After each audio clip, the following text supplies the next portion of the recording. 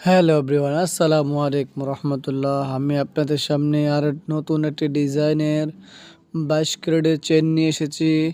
এটাকে অনেকেই বলে যে সৌরভ, আবার অনেকে বলে যে ফোস্টিং। সো এটা আপনি যেভাবে চাইবেন সেভাবে পড়তে পারবেন। এখন আমি যে এক মুষ্টি হাতে নিয়েছি ব্রেসলাইট, এগুলি হচ্ছে সবগুলি 22 ক্যারেটের ব্রেসলাইট। আমি একটু জুম করে আমি আপনাকে দেখাবো একটু পরে যে 925, এই দেখেন দেখা আছে যে 925, এটা হচ্ছে গিয়া সচিন ব্রেসলেট।